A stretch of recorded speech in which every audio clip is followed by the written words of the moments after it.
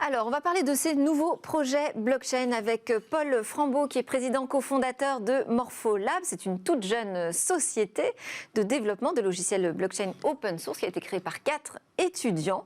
Alors, cette société a déjà levé ses premiers fonds cet été pour développer cette finance à but non lucratif de demain, comme vous l'appelez. Donc, vous êtes encore étudiant. C'est ça, oui. En ce moment, à Télécom Paris. C'est ça, oui. Enfin, majorité de mes cours sont à Polytechnique, mais j'en prends encore quelques-uns à Télécom. Les deux, très bien. Avec vous, à vos côtés, Charles Kremer, cofondateur de The Blockchain Group, la seule société en France qui soit cotée en étant spécialisée dans la blockchain. Vous êtes président aussi de The Blockchain XDev, qui est la filiale services et technologies du groupe. Et vous avez lancé en juin, c'est votre actualité, AnyBlock, qui est une suite d'applications blockchain pour toutes les entreprises. Vous dites que ça représente aujourd'hui le meilleur de ce que vos équipes ont accompli depuis la création du groupe. Oui, bien sûr. Donc nous, on a commencé, Blockchain XDev, on a commencé il y a 3 ans à faire du service, à développer des applications blockchain pour nos clients. Donc, ce faisant, on a développé un certain nombre de compétences. Compétences qu'on a toujours voulu capitaliser d'une certaine manière. Et donc aujourd'hui, ça se concrétise par le développement d'AnyBlock et la mise en production d'AnyBlock, qui finalement intègre un certain nombre de technologies qu'on a pu développer dans le cadre de nos projets clients et qui aujourd'hui vont permettre, au bénéfice de l'ensemble de nos nouveaux clients finalement, vont permettre à nos clients finalement de développer plus simplement. Là, vous êtes dans le discours commercial. Moi, ce qui m'intéresse, c'est de comprendre en fait que vont changer ces nouveaux projets blockchain. Alors, Paul Frambaud, qu'est-ce qui vous passionne, vous, aujourd'hui, dans cette technologie, en l'occurrence? Alors, beaucoup de choses. Alors, principalement, c'est l'aspect open source que la blockchain permet. C'est-à-dire que il y a encore quelques années, les seuls projets open source qu'on pouvait faire, c'était les logiciels qu'on retrouvait en local sur nos ordinateurs. Ce que permet la blockchain maintenant, c'est d'amener de la transparence et l'open source sur tout un tas de nouvelles applications qui se situent ce qu'on appelle côté serveur, c'est-à-dire dans le cloud ou ce genre de choses. Et aujourd'hui, les opérations financières sont principalement numériques, s'effectuent dans le cloud, donc que ce soit chez une banque ou autre. Et la blockchain permet de rendre ces services open source et vérifiables, transparents. Et c'est vraiment ce qui me passionne. Donc vous, c'est la technologie qui vous passionne, c'est pas tellement les profits que l'on peut tirer de cette nouvelle finance? Alors, les deux ne sont pas incompatibles. Ouais. C'est juste que les business models sont complètement différents. C'est-à-dire que, fut un temps, en finance qu'on appelle traditionnelle, les profits étaient faits en opérant un service financier. C'est-à-dire que j'ai mes serveurs, je sécurise ces serveurs et je promets à l'utilisateur d'être digne de confiance, comme un peu le business model des banques. Aujourd'hui, les business models sont différents. Nous, chez Morpholabs, on est des développeurs, des matheux qui produisent des algorithmes les plus pertinents possibles, les plus performants possibles. Et on va être des prestataires de services pour cet algorithme qui est en fait un bien public. Donc, à la place d'opérer un service financier, on va améliorer un bien public. Donc voilà, les conceptions sont un peu différentes. C'est en tout cas votre démarche. Charles Kremer, qu'est-ce qu'il y a de plus excitant aujourd'hui dans le domaine de la blockchain? Ce qui est excitant, c'est que je pense que ce qui est apparu depuis un petit peu plus d'un an, je dirais, c'est tout ce qui est autour des NFT, donc les non-fungible tokens. Finalement, cette capacité à représenter à travers un token, finalement, retrouver cette rareté, cette unicité qu'on a dans le monde physique.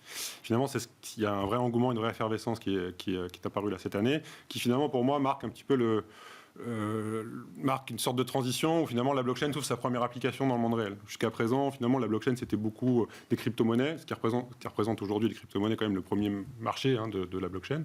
Aujourd'hui, les NFT, finalement, c'est la première application qui fait la convergence entre le monde réel et le monde du digital. Et on le voit bien avec notamment... Alors, le monde réel et le monde digital, en même temps, ce qu'on achète avec des NFT, oui. Ce sont des œuvres ou des matériaux numériques quand même virtuels. Alors non, on va être aussi capable finalement de représenter à travers un NFT, de représenter dans le monde digital un bien physique.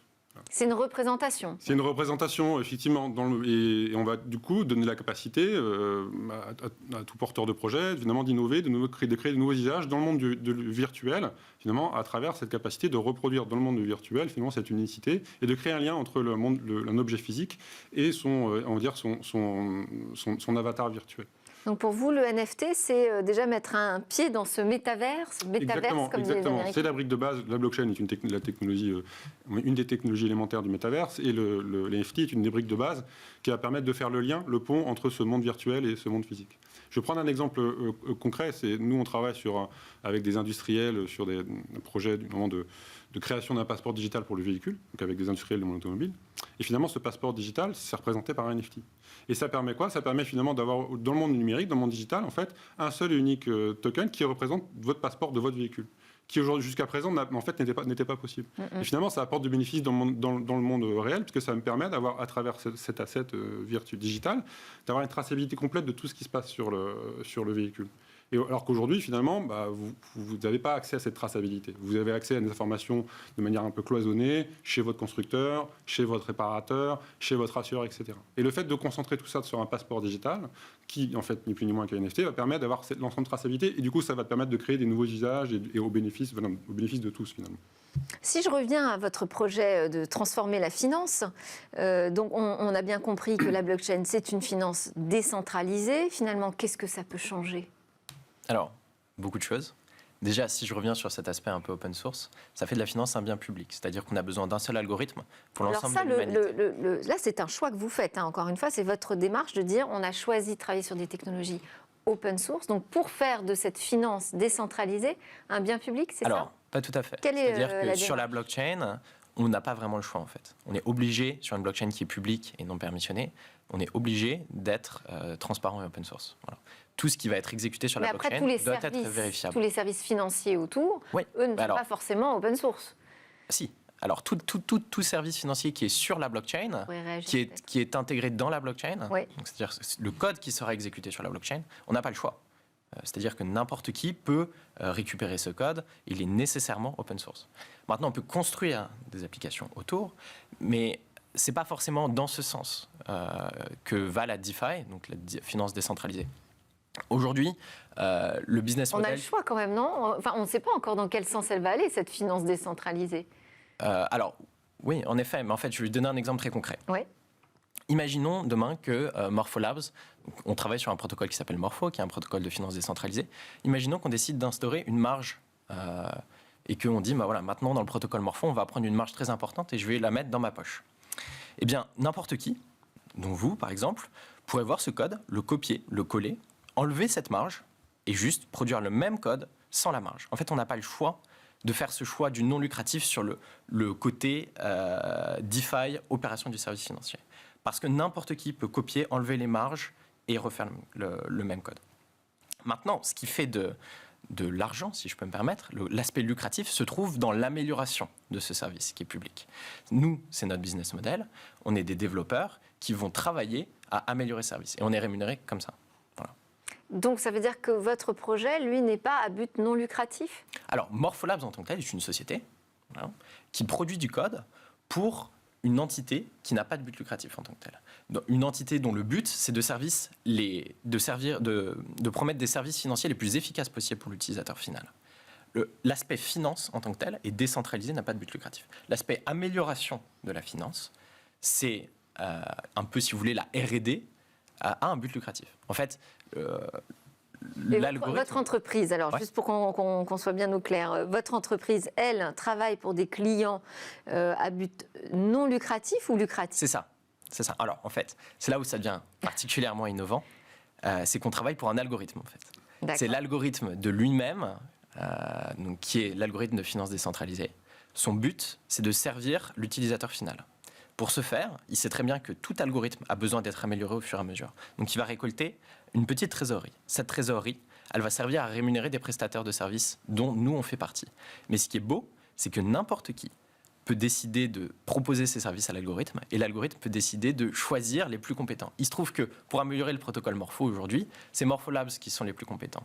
Mais nous, on va chercher à ce que dans le futur, ça soit quelque chose qui soit encore plus décentralisé et que si quelqu'un a une bonne idée, qu'il puisse l'implémenter, qu'il puisse s'améliorer et être rémunéré pour ça. Donc il n'est pas question de surtout pas faire d'argent, etc. Il y a des business models qui sont pertinents, qui existent, mais l'idée c'est vraiment de changer la conception qu'on a de la finance actuellement pour aller vers des business models qui sont plus sains et qui font plus de sens pour l'utilisateur final. Super, ça donne envie. Mais c'est vrai qu'aujourd'hui, il y a peut-être aussi différentes blockchains dont on peut parler. Il y a des blockchains qui se créent aussi dans des contextes beaucoup plus privés, privatifs, et qui n'ont pas forcément les mêmes fins. Oui, effectivement. Donc nous, on a eu l'occasion de travailler sur différents types de blockchains, donc ça soit des blockchains privées, des blockchains publiques. Donc, effectivement, faire le parallèle entre finalement blockchain privé, blockchain public avec intranet, internet finalement. C'est un peu le même genre de parallèle. Donc le blockchain privé, on va avoir un certain nombre d'avantages, comme notamment la performance. On doit être aussi capable de gérer la privacy, excusez-moi, la vie privée des utilisateurs. Confidentialité, je cherchais le mot, merci. De manière beaucoup plus simple. Voilà, et puis on va être capable, d'un point de vue technique, de déployer aussi le réseau de manière beaucoup plus simple à partir du moment où finalement on va s'adresser à des acteurs aussi bien identifiés. On peut même imaginer d'ailleurs une recentralisation de... Exactement. Donc, en fait, ce qu'il faut, la blockchain privée, c'est intéressant, ça a du sens finalement quand on s'adresse à un certain nombre de parties prenantes qui ont bien identifié. Donc ça marche bien dans la supply chain, ça marche bien dans les acteurs dans des situations de place en fait, notamment dans la banque. Ça marche bien quand on veut améliorer les process existants finalement, parce que finalement les process, les applications existantes ne sont pas à la main d'un seul acteur, sont à la main de plusieurs acteurs, et on a envie d'apporter un peu plus de transparence, on avait envie d'apporter un côté un peu plus vertueux. On partage la gouvernance. On va partager la gouvernance, donc dans ce sens-là, la blockchain privée est intéressante. Par contre, évidemment, la blockchain publique, elle va permettre aussi des choses beaucoup plus, sur le long terme, de mon point de vue, beaucoup plus intéressantes, finalement, comme l'accès à la DeFi. C'est là où je me permets de rebondir. Du coup, la DeFi, effectivement, c'est quelque chose de très décentralisé, avec une gouvernance décentralisée qui fournit un certain nombre de services financiers de manière complètement ouverte et open source. Par contre, ces services-là peuvent être aussi intégrés, en réalité, dans des applications beaucoup plus centralisées, finalement. Et c'est tout l'intérêt, finalement, qu'on arrive à créer le lien, finalement, entre ces services financiers DeFi qui apportent un certain nombre de bénéfices et puis le monde réel. Voilà. Et donc, pour toucher le monde réel, il faut quand même qu'on ait un peu des entreprises réelles, finalement, qui portent des services qui s'adressent à tout à chacun. Donc finalement, c'est un peu, voilà, tout est toujours un peu plus nuancé, finalement. Il y a les blockchains privées, il y a les blockchains publiques, et puis il y a blockchain publique, oui, mais il faut arriver à trouver les moyens de les intégrer au bénéfice de chacun, dans des solutions, dans des vraies solutions applicatives. Si vous pouviez nous donner quelques cas concrets d'application que vous pourriez proposer à partir de votre technologie? Ah oui, à partir de la technologie Morpho. Alors Morpho, c'est un protocole qui va permettre à tout un chacun de générer des intérêts sur ses cryptoactifs. D'accord. Donc cryptoactifs, ça peut être des crypto-monnaies. Le plus simple à comprendre, c'est des crypto-monnaies. Donc voilà, j'ai une crypto-monnaie, je souhaiterais générer des intérêts dessus. J'utilise Morpho. Super, j'ai plus de crypto-monnaies toutes les secondes, un peu plus. Maintenant, cryptoactif, c'est beaucoup plus large. Donc, comme on en parlait tout à l'heure, ça peut être un NFT. NFT, ça peut être aussi du crédit carbone, une entreprise qui a généré du crédit carbone. C'est très large en fait. Et plus la technologie blockchain va évoluer, plus on va être capable de numériser des actifs. Donc, on peut imaginer que Morpho permettra de faire générer des intérêts ou d'emprunter, donc de l'autre côté, ces actifs sur un panel d'actifs qui est beaucoup plus large que des crypto-monnaies. Les crypto-monnaies, c'est un peu, si vous voulez, la cour de récréation au début. Pour l'instant, on ne voit pas trop l'intérêt parce que c'est un système qui est très clos. Mais, comme on l'expliquait tout à l'heure, il y a certaines technologies, dont les NFT, qui commencent à nous ancrer de plus en plus dans le réel. Et on espère que d'ici quelques années, ça devienne une réalité très concrète et qu'on voit les bénéfices, surtout sur le plan économique. En fait, sur le plan de l'utilisateur, ça va paraître la même chose, c'est juste que ça sera plus efficace économiquement. Et voilà, comme on expliquait tout à l'heure, ce sera des business models qui seront plus sains. Vous avez rencontré des acteurs de la finance pour voir comment ils réagissaient face à Morpho? Alors oui, Morpho et Morpholabs, il faut distinguer les deux. Morpholabs, nous, on est une société, encore une fois, de développement de logiciels. On pourrait tout à fait travailler pour une banque. On est des prestataires de services qui ont une connaissance sur le sujet blockchain. Morpho, par contre, c'est là où ça peut, selon les banques, ça peut être très différent. Je pense à Société Générale, qui aborde la DeFi de manière très positive, qui a vraiment un esprit d'essayer de s'intégrer à cette DeFi, de proposer des améliorations. Société Générale propose maintenant sur des protocoles DeFi des améliorations et participe à l'amélioration de certains protocoles DeFi, c'est assez fantastique. Maintenant, on a d'autres banques qui ont, disons, un point de vue opposé, et qui considèrent que... Ou qui hésitent, qui s'interrogent. Qui s'interrogent. on peut le dire comme ça. Mais voilà, ou qui affirment, qui ont des positionnements très fermes quant à la DeFi et qui considèrent que voilà, ça représente peut-être un danger pour leur activité. Donc là, on parle bien de la blockchain en tant que telle, en fait. Il n'y a pas d'entité derrière la DeFi, en fait. Il faut bien le comprendre. C'est vraiment un algorithme qui vit tout seul, un protocole qui vit tout seul. Alors, est-ce que vous avez le même... type de difficulté à convaincre aujourd'hui des clients sur l'utilisation de technologies blockchain? Alors, on a de moins en moins de difficultés. Sur la finance, on voit bien que là, on est vraiment sur le cœur du problème, puisqu'on parle vraiment d'un système alternatif à celui existant aujourd'hui. Pour d'autres secteurs, c'est plus simple? Alors, c'est plus simple. Il y a toujours une certaine difficulté parce qu'effectivement, la blockchain, c'est un concept un peu compliqué à appréhender. Donc, il y a toujours une phase, finalement, d'éducation, d'évangélisation, de conseil, en fait, vis-à-vis de nos clients à avoir. Ce qui a quand même beaucoup aidé, on le voit aujourd'hui, c'est tout ce qui est NFT. Finalement, les gens l'ont compris assez simplement, finalement, ce qu'ils vont pouvoir faire de la blockchain. Et finalement, les NFT... C'est le retour à l'unicité, en fait, à la valeur dans le numérique qui peut vraiment faire basculer les usages. Exactement, et finalement, tout le monde a compris, enfin beaucoup de gens ont compris finalement que les NFT, ce n'est pas que l'apanage de Sora ou de l'art ou du luxe et du gaming. Finalement, tous les secteurs sont concernés. Ça va être finalement en donnant la capacité de recréer cette rareté, cette unicité dans le monde digital. En fait, on ouvre la voie à plein de nouveaux usages. Donc plein de nouveaux usages, plein de nouveaux business models, et donc finalement tous les différents secteurs en fait commencent à s'y emparer. Mais pour parler de certificats numériques, on n'a pas besoin de passer par des NFT aujourd'hui. Bien sûr, mais en fait, ce qui est le NFT. Le NFT ou un certificat numérique, finalement, c'est la même chose. Ce qui est intéressant, en fait, ton NFT, dans le sens vraiment blockchain public du terme, c'est que finalement, c'est quelque chose qui est complètement interopérable. C'est dans la blockchain publique, et finalement, on va être capable de développer un certain nombre de services autour, finalement. Donc un certificat numérique fait autrement que dans une blockchain publique ou avec une blockchain privée ou autrement, finalement, on va être capable de faire un certificat, oui, mais finalement, on ne va pas aller plus loin que de faire un certificat.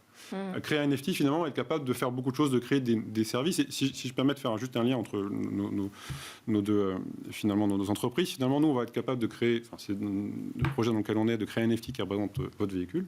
Et finalement, ce NFT-là, vous allez pouvoir le mettre en collatéral pour faire un emprunt. Complètement, oui. Et en fait, c'est ça, demain, le futur des applications de la blockchain. C'est de représenter dans le monde digital tous les actifs qu'on a dans le monde réel et d'utiliser les services financiers de la DeFi, finalement, pour créer des nouveaux services, pour créer des nouveaux usages et nouveaux produits. Ça, c'est intéressant, comment ça touche du doigt à quoi pourraient ressembler ces nouveaux services blockchain. Est-ce que vous avez d'autres exemples comme ça, peut-être vous en tête? Je me permets de rebondir là-dessus, parce que je trouve l'exemple très pertinent.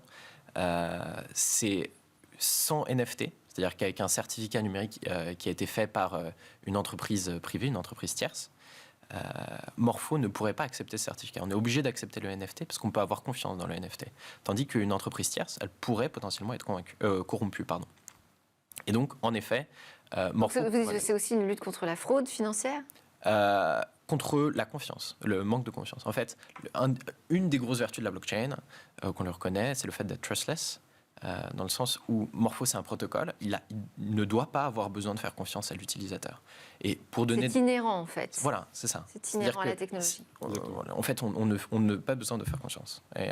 Et pour aller dans le sens de nouveaux cas d'usage concrets, moi, je suis étudiant, ce que j'aimerais, c'est que mon diplôme soit tokenisé, un NFT, peut-être un NFT que je ne peux pas transférer, parce qu'un diplôme, ça ne se transfère pas, mais un NFT que je peux récolter. Et demain... Et vous feriez quoi avec votre diplôme? Justement, qu'est-ce que je ferais avec mon NFT diplôme? J'ai mon NFT voiture, j'ai mon NFT diplôme. Allons sur Morpho, mettons ces deux NFT sur la plateforme, et paf, je vais avoir des meilleurs intérêts, parce que mon diplôme a peut-être une valeur intéressante, ou pas, justement. Vous aurez droit à un prêt étudiant. À un prêt étudiant, par exemple, voilà, tout à fait. Et en fait, quand on y réfléchit, quand on va voir la banque, on a aussi besoin de ce genre de collatéral. C'est juste qu'il y a tout un tas de relations de confiance. Et parfois, c'est des relations de confiance qui peuvent coûter cher. Et aujourd'hui, on est dans ce système où si on cumule un historique dans notre vie au travers de NFT, par exemple, c'est pour ça que l'ancrage dans la vie réelle est très fort avec les NFT, on pourrait se retrouver sur des plateformes et avoir des taux plus intéressants de manière décentralisée, sans avoir besoin de tiers, etc. etc. Vous dites on est ancré dans la vie réelle, mais enfin c'est quand même une projection dans un monde 100% virtuel que vous nous proposez là. C'est finalement de prendre ce qu'on a aujourd'hui dans le monde physique et de le basculer entièrement dans ce monde numérique avec les mêmes garanties, voire plus de transparence et plus de confiance. Merci beaucoup pour nous avoir donné un premier éclairage sur à quoi pourraient ressembler ces nouveaux projets autour de la blockchain. On remercie bien sûr Paul Frambaud, étudiant, mais aussi cofondateur et président de Morpho Labs, et Charles Crémer, cofondateur de The Blockchain Group et président de The Blockchain XDev. Allez, juste après la pause, on va retrouver le biomimétisme, on va parler un peu de cette nature qui nous inspire de nouvelles technologies.